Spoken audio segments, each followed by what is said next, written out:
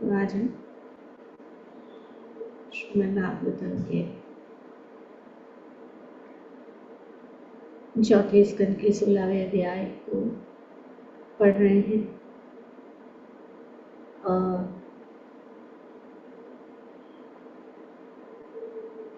इस अध्याय का शीर्षक है केवल जनों द्वारा राजा पृथु की स्तुति। सो यहाँ पे महाराज पृथु की स्तुति की जा रही है और आज के श्लोक में बताया है कि यह राजा महाराज पृथु धार्मिक नियमों के पालन करने वालों में सर्वश्रेष्ठ है। अतः वह प्रत्येक व्यक्ति को धर्म के प्रवृत्त करेगा और धर्म के उन सिद्धांतों की रक्षा करेगा। अधर्मियों तथा नास्तिकों के लिए वह महान दंड दाता भी होगा। तो यहाँ पे वर्णन किया गया है कि एक्चुअली राजा का कर्तव्य क्या है। वो राजा जो होता है वो भगवान का प्रतिनिधि होता है और भगवान का प्रतिनिधि होने के कारण वे जो है भगवान के आदेशों के अनुसार या धर्म के अनुसार वो अपना राज्य चलाता है। तो यह यहाँ बताया गया है कि वे प्रत्येक व्यक्ति को धर्म में प्रवृत्त करेगा। तो ये कर्तव्य है राजा का। क्या कर्तव्य है? पहला कि प्रत्येक व्यक्ति को धर्म में प्रवृत्त करे और सिद्धांतों की रक्षा करे। तो जो धर्म के सिद्धांत है उनकी रक्षा करे और अधर्मियों तथा नास्तिकों के लिए वह महान दंड दाता भी बने। तो इसलिए हम देखते हैं कि भगवान भी इस प्रकार से धर्म की रक्षा करने के लिए क्या करते हैं? भगवान धर्म की रक्षा करने के लिए क्या करते हैं? अवतार लेते हैं। अवतार लेते हैं ना। तो अवतार लेते हैं कि अधर्म की स्थापना करने के लिए पहली बात, और दूसरी क्या है? प्रोटेक्ट द डिवोटी, विनाशाय डिवोटी। तो दुष्ट लोगों का विनाश और भक्तों की रक्षा। तो तीन चीजें हैं और ये सिद्धांत है। इस सिद्धांत के अनुसार जो है जो राजा है अपने राज्य को चलाता है। तो यहाँ पे प्रभुपाद जी बताते हैं कि इस श्लोक में राजा अथवा सरकार के प्रधान के कर्तव्य का सुंदर वर्णन हुआ है। तो ये सुंदर वर्णन हो रहा है, शास्त्र है और इस शास्त्र के अनुसार चलना बहुत जरूरी है। और जो भी राजा होता था वो हमेशा जो है इस जो दो बातें बताई गई है कि सभी व्यक्तियों को धर्म के मार्ग पे जाने के लिए या धर्म का मार्ग अपनाने के लिए वो क्या करता है? वो सुविधा प्रदान करता है और क्या करता है? दूसरा, वे सिद्धांतों का रक्षा करता है और अधर्मियों को दंड देता है। तो इस प्रकार से राजा जो है अपना राज्य को चलाता है। सरकार के प्रधान का कर्तव्य है कि वह यह देखे कि सभी लोग दृढ़तापूर्वक धार्मिक जीवन का पालन कर रहे हैं। तो ये सबसे महत्वपूर्ण चीज है, धर्म का पालन, क्योंकि भगवान ने ही ये धर्म की स्थापना की है। भगवान इस पूरे जगत के जो है नियंता है और उनके अनेक अनेक प्रतिनिधि है। और राजा जो है प्रतिनिधि होता है, मंत्री जो है प्रतिनिधि होता है, गवर्नमेंट जो है प्रतिनिधि होता है। पर हम देखते हैं कि ऐसा आजकल नहीं चल रहा है और इसीलिए समाज में इतनी अशांति है। जितने भी शांति के प्रस्ताव या कितने भी कोशिश की जा रही है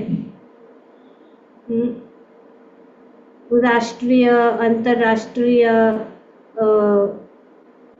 पैमाने पे, नहीं हो रहा है। कितनी भी कोशिश सब फेल हो, क्योंकि दंड नहीं दिया जा रहा है। किसको? नास्तिकों को या जो अधर्मी है। दूसरे शब्दों में राजा या सरकार के प्रधान को चाहिए कि नास्तिक या ईश्वर विहीन सरकार को प्रश्य न करे। मतलब ये यहाँ पे बताया गया है, ये अच्छी सरकार की यही कसौटी है। तो पहले के राजा जो है ऐसे ही थे,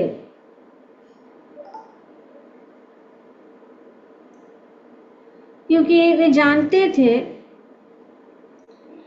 कि धर्म और ईश्वर चेतना के बिना लोग कैसे सुखी रह सकते, सुखी नहीं रह सकते।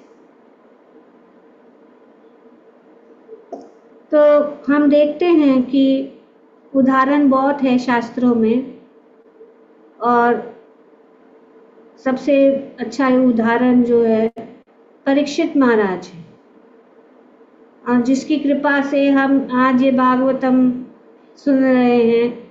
भगवान ने भी उनको निमित्त बनाया ताकि हम तक ये भागवतम पहुंच सके। जैसे कि भगवान ने अर्जुन को निमित्त बनाया कि उनके मन में मोह उत्पन्न हुआ, और श्री परीक्षित महाराज के को माध्यम बनाया कि उनके मन में क्रोध उत्पन्न हुआ। तो इस प्रकार से हमें ये जो है भागवतम, ताकि परीक्षित महाराज के राज्य में कोई भी जो है अधर्मी नहीं था। सब जो है धर्म के पालन करने वाले थे, सब जो है सभी जो, और वे पूरे सम्राट थे, वे सम्राट थे,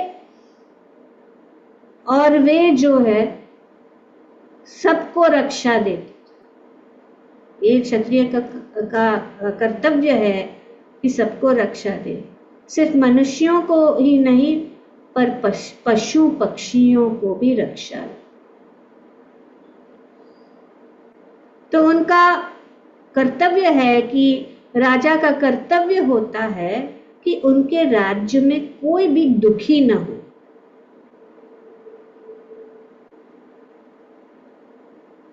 तो यही कर्तव्य सबसे महत्वपूर्ण, कि कोई दुखी न हो, सब सुखी रहे, सब आनंद में रहे, और जो दुष्ट है वो धार्मिक व्यक्ति है, जो दुष्ट है उनको जो है दंड दे। और हम देखते हैं कि महाराज परीक्षित के राज समय में ऐसे ही हुआ, क्योंकि वे जाते थे अपने घोड़े पे आरूढ़ होकर, वे सभी जगह में जाते थे देखने के लिए कि सब कुछ जो है कुशल है कि नहीं। और जहां जहां पे भी वे जाते थे सब लोग उनकी प्रशंसा और गुणगान करते थे, और उन्होंने देखा कि कोई भी, पर एक समय जब वे जा रहे थे उन्होंने देखा कि एक शूद्र राजा के वेश में, एक शूद्र व्यक्ति राजा के वेश में एक बैल को लाठी से पीट रहा था और वो बैल के 3 पैरों को उसने काट दिया था। तो 3 पैर पे ये जो बैल खड़ी थी। लंबी कथा है जो हम भागवत में पाते हैं और किस प्रकार से हम देखते हैं कि महाराज परीक्षित ने उस शूद्र जो राजा के वेश में था वो एक्चुअली कली था। उनके राज्य में कली ने प्रवेश किया था और वे जो है उनको पता लग गया तो उन्होंने देखा। और ये बैल कौन? बैल धर्म। धर्म के 4 खंबे होते हैं, 4 पिलर्स। कौन से हैं 4? दया, दया, सत्य, शुचि, दया, तप। हाँ, सत्य, दया, शुचि और तप। तप, तपस्या। हाँ नहीं, तप। austerity. What are the 4 pillars? Truthfulness, austerity, mercy. Ji. What is the last one? Cleanliness. तो ये धर्म के 4। तो उन्होंने 3 पैरों को तो काट दिया, सिर्फ एक पैर के पे खड़ा था। क्षमा, राइट। तो ये एक पैर पे खड़ा था और वो था सत्य। बाकी के 3 पैर जो है एक काट। तो परीक्षित महाराज ने उनको कहा कि अब तुम केवल एक पांव पर खड़े हो, जो तुम्हारा सत्य है, और तुम अब किसी न किसी तरह से जी रहे हो। अगर अभी कलयुग में अगर कोई कुछ है तो सत्य ही है, और कुछ जो है कलयुग में नष्ट हो चुके। किंतु छल से फलने वाला यह कलय रूप कली उस पांव को भी नष्ट करना चाह रहा है। तो ये उन्होंने देखा। तो इस जो है श्लोक के तात्पर्य में जो श्रीमद् भागवतम के पहले स्कंद के 17वें अध्याय के 25वें श्लोक है, उसमें श्रील प्रभुपाद जी ने बहुत सुंदर तात्पर्य लिखा है, जिसको हम पढ़ेंगे।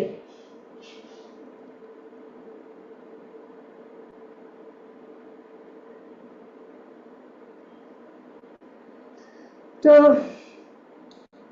4 मूल अनुष्ठानों पर ये जो धर्म है, धर्म के नियम किसके ऊपर टिके हुए? 4 मूल अनुष्ठान पर टिके हुए हैं। यह है तप, स्वच्छता, दया तथा सत्य। तो तप मतलब ऑस्टेरिटी, जो माता जी ने बताया। तो तप, स्वच्छता, दया तथा सत्य। ओके, तो ये 4 है। These are the 4 pillars of spiritual life या 4 पिलर्स ऑफ धर्म, ये 4 खंबे हैं जिसके ऊपर धर्म खड़ा हुआ है। सत्य, तप, स्वच्छता और दया। जनसाधारण को बचपन से ही इस सिद्धांतों का अभ्यास करना सिखाना चाहिए। तो ये बहुत जरूरी। तो ये 4 नियम बचपन से ही ये सिद्धांतों को सिखाना बहुत जरूरी है। जैसे हम बच्चों को ये सिखाते थे किड्स क्लब में। There are 4 pillars to religious life. There are 4 pillars. Religious life. There are 4 pillars. Religious life. तो इस प्रकार से you gotta speak the truth all of the time. You gotta speak the truth. This is one of the things like that. You have to keep yourself clean, in and out. Keep yourself clean, in and out. Keep yourself clean, in and out. So like that, I forgot the song. And you have to show mercy to all living beings. You have to show mercy. तो इस प्रकार से बच्चों को अच्छा लगता है। बच्चों को सिखाने से बच्चे जो है इन 4 चीज़ों को पहले से अपने जीवन में जो है अपना सकते हैं। और माता पिता का कर्तव्य है, क्योंकि कभी बच्चे आते हैं बच्चों की क्लास में और जो कुछ भी सिखाया जाता है, माता पिता का कर्तव्य है कि उनको देखे। जैसे कि स्कूल में बच्चे जाते हैं तो माता पिता बहुत उत्साह से देखते हैं कि हाँ क्या क्या पढ़ाई करना है कल के लिए, क्या क्या तैयारी करना है, क्या क्या होमवर्क दिखा। लेकिन किड्स क्लब से आने के बाद माताओं को पता भी नहीं है क्या सिखाया और ना ही वो उनको करवाते। ये है हमारा हाल। धर्म के लिए, धर्म के प्रति नहीं सोचते हैं। और बचपन बहुत ही महत्वपूर्ण जो है समय है, और बचपन में जो भी सीखेंगे बच्चे वो हमेशा के लिए रहेगा उनके साथ, चाहे वो इस जगत में क्यों न अनेक अनेक कार्य करें। वे आराम से इस जगत में जो है घूम सकते हैं अगर इनको ये जो धार्मिक सिद्धांतों को पहले से, और ये प्रहलाद महाराज का भी जो आदेश है कि 5 साल की आयु से शुरू कर देना चाहिए को शिक्षण देना। और बच्चों को ये जो है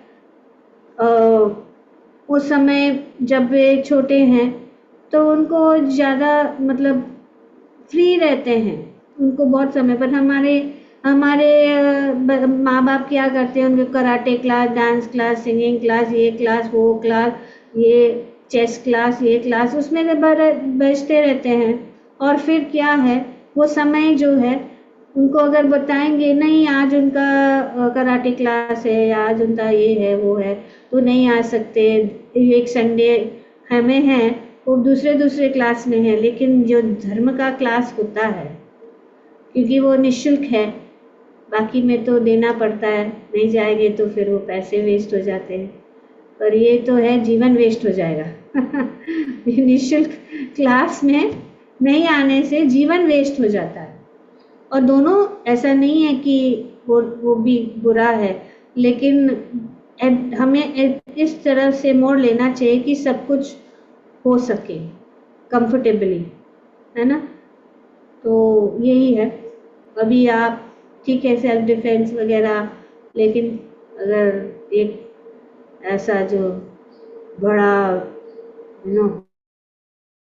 पहलवान आज के सामने से क्या करना है, क्या तुम कराटे करोगे? भागो भागो, वही हो सकता है, यही एक शिक्षण होना चाहिए, भागो, बस भागो, बस वही होगा।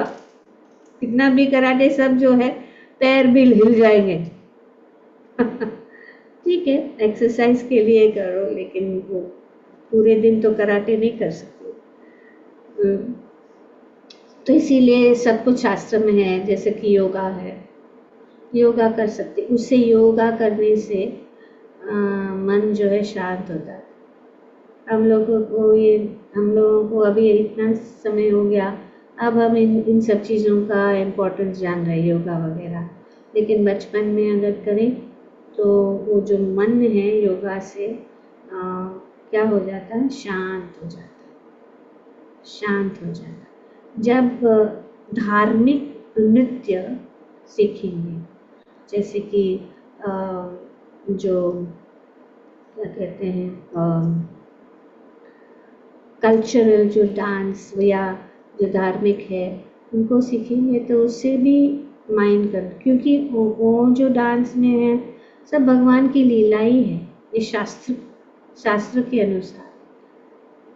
जैसे कि शास्त्रीय संगीत है तो शास्त्रीय संगीत से भी मेडिटेशन बहुत अच्छा हो जाता है। तो इसका अर्थ नहीं कि ये नहीं करें, तो योगा करें तो शरीर को अच्छा रख सकते हैं। मेडिटेशन से मन ठीक हो जाता है, मन ठीक हो जाता है तो भगवान का नाम ध्यानपूर्वक ले सकते हैं, अपने सभी कार्यों में ध्यान दे सकते हैं। और दूसरा ये है कि जब हम गुणगान करते हैं, गाते हैं, तो भगवान की सुंदर जो भजन है उसको गा सकते हैं। सब इतने सारे राग है, उनके राग के अनुसार अगर गाएंगे तो वो रफ नहीं बनेगा, फाइटिंग नहीं करेगा बच्चे के जैसा, वो शांत रहेगा और वो भी आगे बढ़कर वैसे ही हो। तो जनसाधारण को बचपन से ही इस सिद्धांतों को अभ्यास करना सिखाना चाहिए। तपस्या का अर्थ है स्वेच्छा से ऐसी चीजें स्वीकार करना जो भले ही शरीर के लिए सुखकर न हो किंतु आध्यात्मिक अनुभूति के लिए लाभप्रद हो, यथा उपवास करना। तो इस प्रकार से स्वेच्छा से, जैसे कि तप का अर्थ है austerity, means to accept voluntary things, ऐसा नहीं कि जबरदस्ती। Voluntary things which may be very comfortable may not be very comfortable for the body, but are conducive for spiritual realization. For example, fasting. तो उपवास, जैसे कल एकादशी है तो इस एकादशी से पालन करने कोई अच्छा नहीं है, शरीर के लिए ठीक नहीं है, लेकिन इसका आध्यात्मिक लाभ मिल सकता है। और उससे क्या होगा, हमें जो है सहन करने की शक्ति मिलती है। जैसे कि आजकल के बच्चे कभी भी फास्ट नहीं करते, तो जैसे ही आते बस खाना है, ये चाहिए, अभी का भी टेबल पे खाना चाहिए, क्योंकि उनमें जो है इस प्रकार से सहन करने की, थोड़ा लेट हो जाता है तो क्रोधित हो जाता है। इसी प्रकार से ये जो है हमें हेल्प करता है। तो वो ये और भी यहाँ पे बताया है प्रभुपाद जी ने कि मास में 2 या 4 बार उपवास करना एक प्रकार का तप है। तो ये हमारी तपस्या यही है। तो हम घर में बैठ के, ऐसा नहीं है कि हमें वन में जाना है, हिमालय में जाना है तपस्या, तो ये तपस्या है। तो हमारे जीवन में ये प्रकार का तपस्या हो जाता है जब हम उपवास करते हैं। जैसे कि केवल तो कहाँ पे 4 बार उपवास करना एक प्रकार का तप है, जैसे केवल आध्यात्मिक अनुभूति के लिए करना चाहिए, किसी अन्य कार्य के लिए नहीं करना चाहिए, न राजनीतिक न अन्य कोई। तो कुछ लोग उपवास धरना, खाएंगे नहीं, हंगर स्ट्राइक, ऐसा ये सब नहीं है, उससे इट इज नॉट, ये पॉलिटिकल है, राजनीतिक है। लेकिन ये उपवास इसीलिए, और अगर हम उपवास करते तो सिर्फ एक ही उद्देश्य है कि हम जो है आध्यात्मिक प्रगति करें, ना कि हम कुछ भौतिक लाभ के लिए उपवास कर रहे हैं। तो ये तपस्या नहीं होती है। जब हम कुछ भौतिक लाभ के लिए तपस्या करते हैं तो उसका आध्यात्मिक लाभ नहीं मिलता, ठीक है। तो इसीलिए जब हम एकादशी करते हैं तो हमें इस भावना से करना है कि हमें हमारी भक्ति और भगवान की का श्रवण और कीर्तन ज़्यादा कर सके, ताकि हम भगवान को प्रसन्न करते हैं। भगवद गीता में आत्म साक्षात्कार के बजाय अन्य कार्य के लिए किए जाने उपवास की भर्त्सना की गई है। इस प्रकार मन तथा शरीर दोनों के लिए स्वच्छता आवश्यक है। तो स्वच्छता क्या है? इंटरनल एंड एक्सटर्नल, मन और शरीर। मन और शरीर, जैसे कि हम अपने शरीर को स्वच्छ रखते हैं, लेकिन ये बहुत ज़रूरी है कि हम अपने मन को भी स्वच्छ रखें। केवल शरीर की स्वच्छता कुछ हद तक सहायता हो सकती है, लेकिन मन की स्वच्छता अवश्य है, और ये भगवान के यशोगान से प्राप्त हो जाती है। तो भगवान का यशोगान, कोई भी व्यक्ति मन में मैल को भगवान का गुणगान किए बिना साफ नहीं कर सकता। इसलिए चेतो दर्पण मार्जनम भवमा दावाग्नि निर्वापण। तो इसीलिए एक्सटर्नल क्लीनिंग मतलब हमें अपने शरीर को स्वच्छ रखना है। सुबह उठते ही पहले जो है स्नान कर लेना चाहिए, क्योंकि जब हम सोते हैं रात को तो ये शरीर जो है क्या बन जाता है? मृत हो जाता है, मतलब becomes like a cops, it becomes like अ, क्या बोलते, डेड बॉडी को क्या बोलते हैं हिंदी में? और शव शव, शव शाम शाम शव के समान बन जाता है। तो तुरंत उठ के पहले जो स्नान करना है। कुछ लोग लेडीज का क्वेश्चन होता है कि अरे पकाना है, ये करना है। नहीं, गर्मी होती, पसीना होता है पकाने के टाइम, तो बाद में करे, नहीं, पहले स्नान करना है, फिर प्रसाद बनाना है, और अगर पसीना हो तो दोबारा स्नान करो। पर हम जो है आलस करते हैं, इसीलिए इस प्रकार से हम करते हैं। अगर हमको इस प्रकार से करना, तो पहला चीज बिना कुछ देखे हुए न्यूज़पेपर, चाय, कॉफ़ी, जो है फ्रूट, ये वो जो भी खा के फिर आराम से पेपर और टीवी मोबाइल देख के आराम से स्नान करना, ये जो है स्वच्छता नहीं है। स्वच्छता मतलब उठ के ही पहले जो है अपने शरीर को स्वच्छ करना है, और जब शरीर स्वच्छ हो जाता है तो मन स्वच्छ हो जाता है, और जब मन स्वच्छ हो जाता है तो हमारा जीवन जो है आनंदमय और सुखमय बन जाता है। केवल शरीर की स्वच्छता के हद तक सहायक हो सकती, लेकिन मन की स्वच्छता आवश्यक है। और भगवान के यशोगान मतलब चैंटिंग द होली नेम, भगवान का नाम का जप तुरंत लेना चाहिए, जल्दी उठना चाहिए, ताकि कुछ तो माला शुद्धता से करें, एटलीस्ट गुड क्वालिटी ग्राउंड्स। ईश्वर विहीन सभ्यता मन को स्वच्छ नहीं कर सकती, क्योंकि उसे ईश्वर का कोई ज्ञान नहीं होता।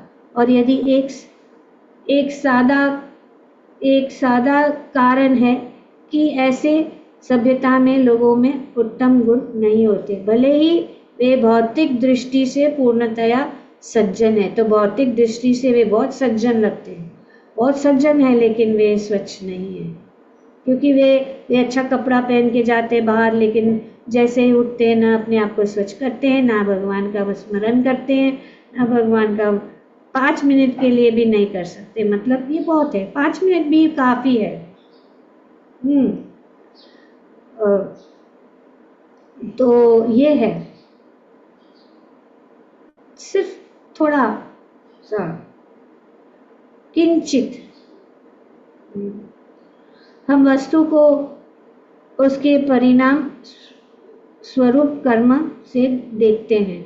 कलयुग में असंतोष ही मानवीय सभ्यता की परिणाम स्वरूप कर्मफल है। अतएव सभी मन की शांति चाहते रहते हैं। यह मन की शांति सतयुग में पूर्ण था, क्योंकि मनुष्य में उपयुक्त गुण पाए जाते थे।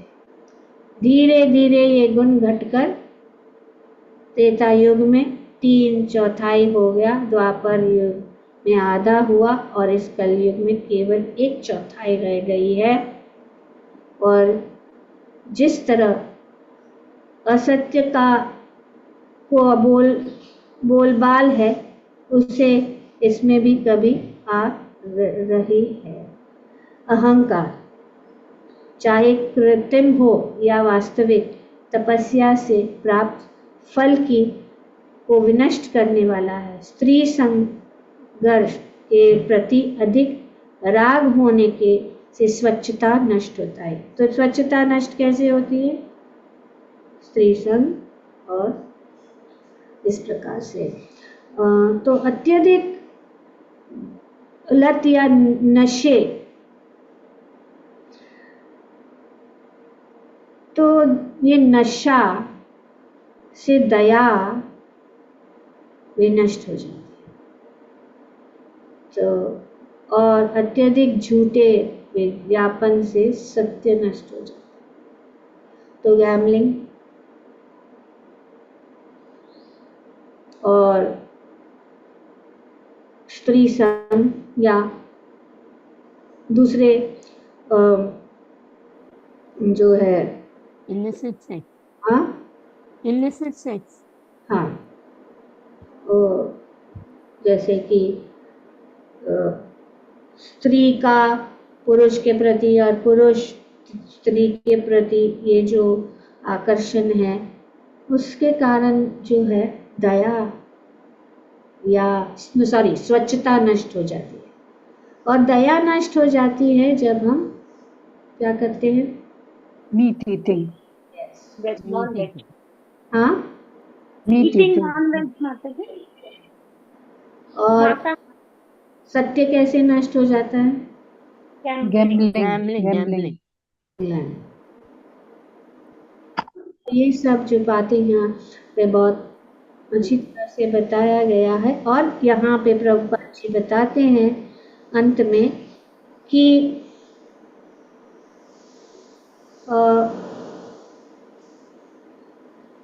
भगवत धर्म के पुनः उद्धार से ही मानव सभ्यता सभी प्रकार से दोष से बच सकता है।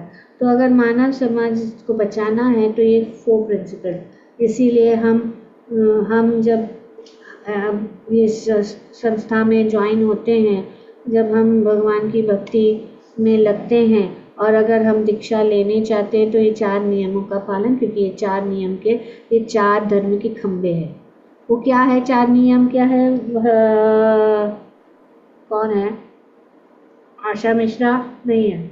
ओके, सुबह योगिनी माता जी, वो तो 4 नियम क्या है?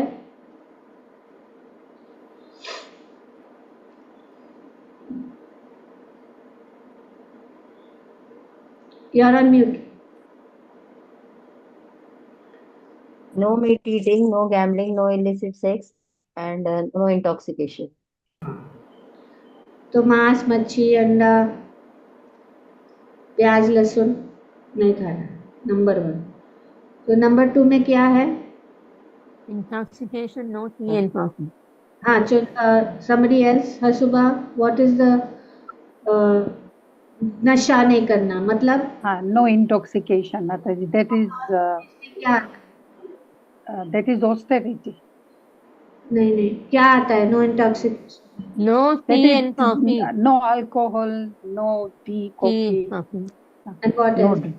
no drugs, So no cigarette smoking, no smoking, no drugs. और नो सिगरेट, क्या धूम्रपान नहीं करना, मदिरा पान नहीं करना, Pan, tobacco, हाँ, मांस मत, no what was it, which is this one we are talking? intoxication. हाँ, Austerity. पान और गुटखा, Pari. ठीक है। तो ये हो गया। Then next is what? No intoxication, no gambling, Gambling. No gambling. No gambling, No cleanliness. Cleanliness, no? What is the No, next? Cleanliness. no Mataji. illicit sex. No illicit sex for cleanliness. Right, तो क्लेanliness है गैर स्त्री और गैर पुरुष के साथ Samband. जोड़ना, ये नहीं है। इसके लिए जो है जान लो, मंदिर में सब प्रभु जी लोग अलग बैठते हैं, माता जी लोग अलग बैठते हैं। Lovely.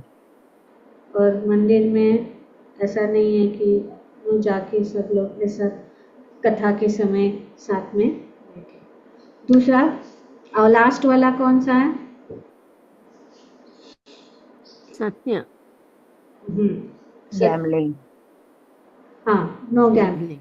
गैम्बलिंग में झूठ तो होएगा ही हमेशा, झूठ जो जो इस प्रकार से जुआ के Cheating. हमेशा They cheat. हाँ They cheat also, no? Cheating. तो ये और उससे आगे क्या है नियम 16 माला का? ठीक है, शास्त्र अध्ययन।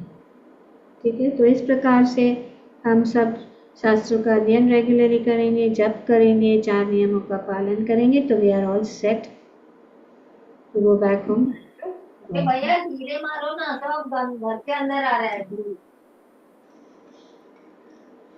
Okay, any questions, any doubts?